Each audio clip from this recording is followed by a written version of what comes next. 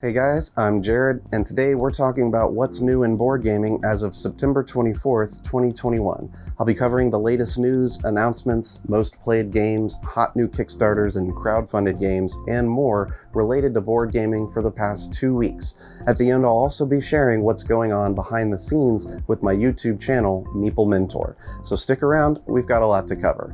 Leave me a like and comment on what kinds of updates that you want to hear more about. To make sure you don't miss any of my news updates, new video tutorials, and our podcast episodes, be sure to subscribe on YouTube and your preferred streaming platform.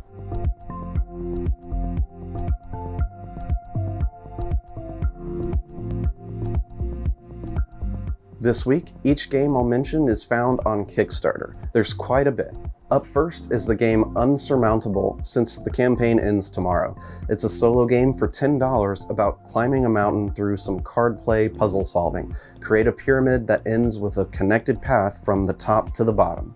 The game Three Tail just funded with a few weeks left in the campaign. It's a co-op adventure board game for 1 to 3 players. Travel from ancient times to a dystopian future to save the world. It plays in 2 hours for ages 14 and up and has hero boards to track stats, miniatures, dice, cubes, and lots more. The art looks well done and fantasy themed. Another fantasy kind of game is on Kickstarter called Altanor Secrets. It's all about tactical confrontation, competing against your friends in a tower of perpetual motion. There's a 1v1 mode and a 3 to 4 player mode. Navigate the game board effectively since it's composed of rings that spin and rotate around. There's miniatures and variable character powers. Though movement is a big component of the gameplay, it's not a dexterity game. For 3 to 9 players, check out the social bluffing card game Treasure Cats. It's a 15-minute card game that has simple rules and quick gameplay. Play until someone gets to 5 points. Each turn, play one card face up with the second face down to cover the points and abilities of a card, or reveal them to activate those abilities. Whoever played the highest point treasure card after abilities trigger wins the point. If you're more of a dog lover, how about the new game called Dog Park? Collect and walk all your favorite dogs in this card-driven board game for 1 to 4 players. It plays in 40 to 80 minutes and features 221 unique dogs. Grow your reputation by taking the neighborhood dogs to the dog park, adding dogs to your kennel, giving treats, and playing fetch. Keep them happy on the walk, and they'll reward you with victory points. From the team behind Calico and Cascadia, check out their new puzzly spatial board game Verdant. Collect and care for houseplants with strategic positioning and multi-layered patterns. Each game will have different in-game scoring goal cards to include to make hundreds of game setups. The best-selling graphic novel The Stuff of Legend is funding a cooperative board game of the same name. From the designer of Arkham Horror and Descent, 3 to 6 players take the role of the boy's loyal toys with unique abilities in search of the boy to rescue him from the dark before the boogeyman gets him. It's possible allegiances change and players could become traitors. It actually looks pretty epic. It's finally on Kickstarter, the Masters of the Universe board game Clash for Eternia. It's a competitive 1 versus many or fully co-op action-driven board game. Use unique abilities on the battlefield, upgrade skills, and win the fight for Eternia. Lots of miniatures here, as well as a Kickstarter exclusive set of marble dice.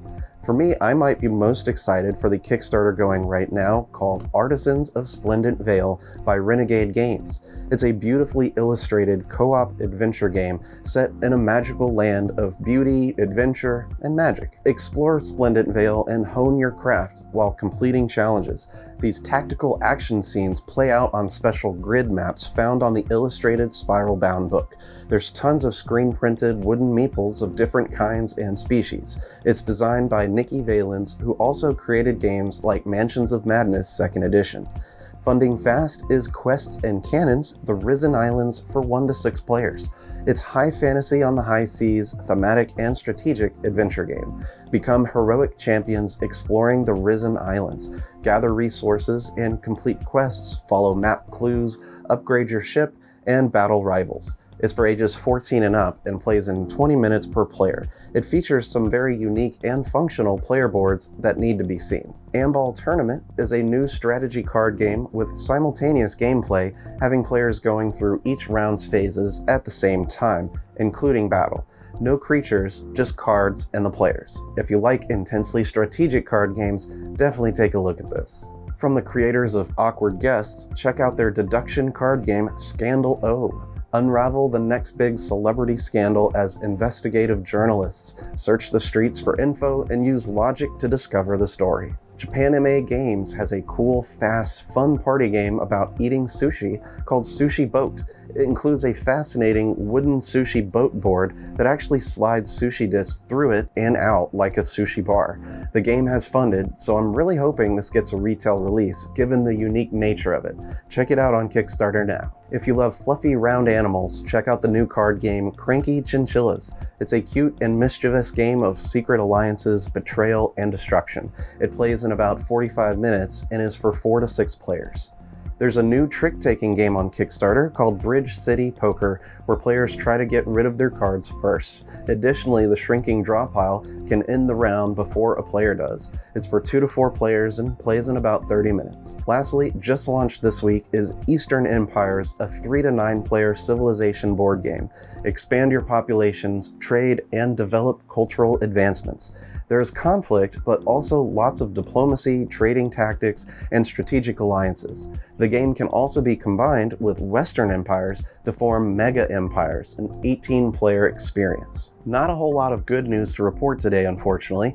Gen Con 2021 was this past week starting on the 16th. Crowds were packed, and from some pictures and visit reports, there was not a lot of social distancing going on at the doors to get inside the hall. Though vaccinations were required, attendees were never stopped or asked to show records before entering. Masks, however, were still enforced.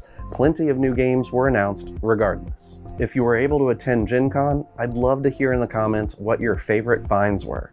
Board game publisher Pandasaurus Games was robbed of over 300 board games from one of their warehouses. Apparently, professional thieves broke in overnight and took 200 copies of the Kickstarter game The Loop and another 100 copies of the new Dinosaur World Kickstarter.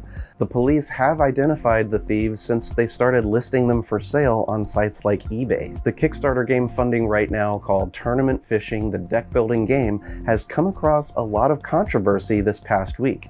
Whether intentionally or not, one of the images on their campaign of a frog doing a gesture with its hand has offended quite a few.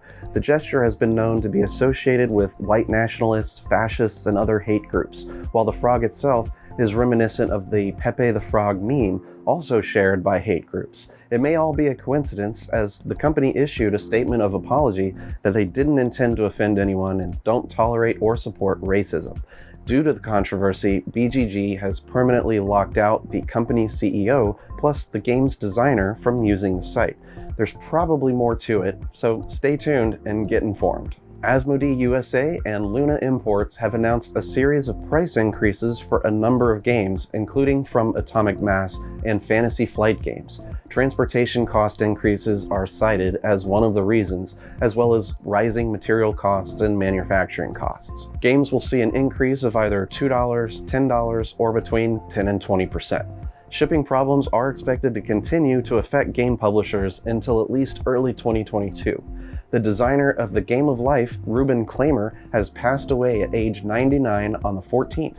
He was inducted to Hasbro's Inventors Hall of Fame, as well as the Toy Industry Hall of Fame, and received a Lifetime Achievement Award at the Toy and Game International Excellence Awards in 2009. The Origins Game Fair coming up, held by the GAMA, annually gives out the Origin Awards to board games each year. However, due to staffing reductions from the pandemic, the organization announced they will not be giving out the Origins Awards at the fair. Instead, these will be delayed to the next fair in June 2022. This year's Hall of Fame inductees were announced: Uwe Rosenberg, Maureen Hyren, Bruno Cathala, Pokemon Trading Card Game, Carcassonne, and Elizabeth Hargrave. In other news, the Lost Ruins of Arnak board game won the prestigious German Game Prize award called Deutsche Spielepreis. Selected journalists vote who wins gold, silver, and bronze each year, with Arnak taking the gold ahead of 9 other board games nominated. Lastly, there's a new head of trade marketing over at Steamforged Games, publisher of Dark Souls board game, Resident Evil 2 and 3 board games, and Horizon Zero Dawn game. Ross Thompson has 12 years of industry experience, including managing popular licenses at The Op Games. Another game in the popular Azul series has been announced and will be coming later this year. It's called Azul Queen's Garden and has players placing hex tiles to beautify an outdoor space for a Portuguese queen. Not much right now is known about the game, as they've only been teasing it for now. It's likely to keep the same tile drafting basic mechanism found in its other 3 titles though. A family-friendly standalone sequel to Seven Wonders has been announced from Asmodee called Seven Wonders Architects. It features quicker gameplay and easier rules to expand its accessibility. It features new artwork and high-quality pieces. It's for 2 to 7 players ages 8 and up. A new Chronicles of Crime game is coming from Lucky Duck Games called Chronicles of Crime 2400. This one is a sci-fi, futuristic crime-solving game where players are cyber agents in a world where androids look just like humans. Has a very Blade Runner feel to the game, style, and art. Keyforge is getting a 6th starter set for 2 players called Keyforge 2-Player Starter Set Winds of Exchange. No date has been announced yet. Also from Lucky Duck Games, check out the new card-based cooperative mystery game series Crime Zoom. The first 2 games are coming this October, called His Last Card and A Bird of Ill Omen. The cards will have an illustrated crime scene to solve, with clue cards to flip as well. They will play in about an hour and are easy to learn to play, suggested for ages 14 and up, and plays 1 to 6 people. Each title will retail for $15. Dominion will be getting a new expansion in December called Dominion Allies. It's the 14th expansion in the popular deck building game. Get 400 new cards and 31 new Kingdom card piles with allies. It's for 2 to 4 players and plays in 30 minutes. You'll need the base game, but the expansion will sell for $44.95. A new micro game from the Japanese studio Oink Games is coming called Scout. It's a remake of the original that came out in 2019. It's a 20-minute game about playing consecutive runs or matching sets in your hand. The order you arrange your cards cannot change after choosing it. It comes out next month. Another 80s movie is getting a board game. The Warriors Come Out to Play. It's a fighting game based on the movie and will hit stores in early 2022. It's from Funko Games and will have a game board, 8 warriors, dice, gang tiles, location tiles, cards, and more. Expected to retail for $24.99. Star Trek has a card game coming out in February from WizKids called Star Trek Missions. It uses the same game engine as Fantasy Realms and is about building the highest scoring combination of cards as possible. It's for 3 to 6 players ages 14 and up and plays in a half hour. It will retail for $19.99. The Jurassic Park movies are getting a legacy game from Prospero Hall next summer. The game begins with the original movies and proceeds through to the recent Jurassic World sequels. The game is called Jurassic World Legacy, which is a non-final working title at the moment. The small game studio iGames has announced a worker placement game called Settlement, a mid-weight Euro where players are leaders of settlers looking for new lands. Use artifacts to explore terrains, hunt monsters, construct buildings, and create outposts. Is for 1 to 4 players and plays in 45 to 90 minutes. It's expected to release at Essenspiel next month. From Lookout Games, check out Llama Land, a family-friendly llama farming game. Operate llama farms on the slopes of mountains and hills, gathering potatoes, corn, cacao, and more to get more llamas. It's for 2 to 4 players ages 10 and up and plays in 45 minutes. It's designed by Phil Walker Harding and will retail for $39.99. The investigation game Detective by Ignacy Trzewiczek is getting an expansion called Petty Officers. In this expansion, animal pets help the detectives solve the new cases using unique abilities. The expansion will retail for $15 and will come out October 15th. Ares Games has an expansion coming next month as well, Black Rose Wars Inferno. The expansion lets players head into Dante's The Inferno, where players can use spells to evoke and use demons there against Lucifer. New tokens, miniatures, cards, and rooms are added in this expansion. It's for 2 to 4 players, ages 14 and up, and plays in 90 minutes. Next month comes a new cooperative card game from Skybound Games called Kim Joy's Magic Bakery. It's based on the Belgian-British baker who was a finalist on the Great British Bake Off TV show. In the magical forest, she opens a bakery and players need to help her feed the new customers. There's 10 scenarios to play through. It's for 2 to 5 players ages 8 and up with a scenario lasting 15 to 30 minutes. It will retail for $20. The video game series Far Cry is getting a board game next year called Far Cry Beyond. Funforge is collaborating with Ubisoft to create the tabletop version, though not much is known yet. They've teased the logo via Twitter. In January comes a cooperative game about decorating a house together, but also fulfilling secret goals. There's 30 scenarios to play through with different starting items, paint colors, and more, plus different kinds of families, roommates, couples, and more. It's for 2 to 4 players ages 13 and up and plays in 30 to 45 minutes. Rio Grande Games announced a new area control game called Glory Islands coming this December. On the island of Tortuga in 1660, players are the rogues who port there and compete to determine which captain is the most feared. Use sailing cards to move your ships on the board to islands. Once full, the island scores glory to whoever has the most there. It's a game for 2 to 4 players and will retail for $44.95. Pegasus Spiel has a new strategy game coming in December called First Rat, about rats building a rocket to launch themselves to the cheese moon. It's for 1 to 5 players ages 10 and up and plays in 30 to 75 minutes. Expected retail cost is $39.99. For what's going on with the Meeple Mentor channel, this week I published a tutorial video for the base game of Ticket to Ride by Alan Moon. It's a fairly short teach, but a commonly requested game. It's the classic gateway game everyone points to, so having a video tutorial for those who might just pick it up on a recommendation could be very helpful. I also just did 3 new unboxing videos for new AEG games that were shown off and available at Gen Con. The Tiny Towns expansion Villagers, Whirling Witchcraft, and their card game simply known as 10. I'm very excited to try them all out. They've each got a lot of buzz. Additionally, I received the Kickstarter to Philosophia Floating World, which I also filmed an unboxing for. The artwork and components in it are fantastic.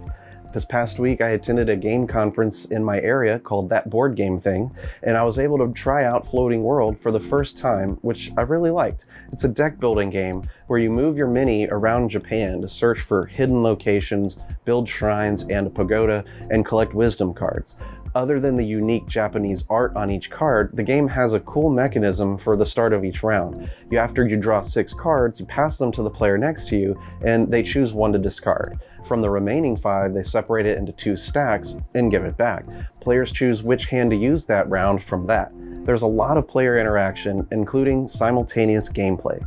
Also at the convention, I got to play a number of new games for the first time, including the heavy Euro game Coffee Traders. It was really good and had quite a bit of player interaction for a Euro. The teach can be difficult, but the gameplay decisions aren't too hard to play.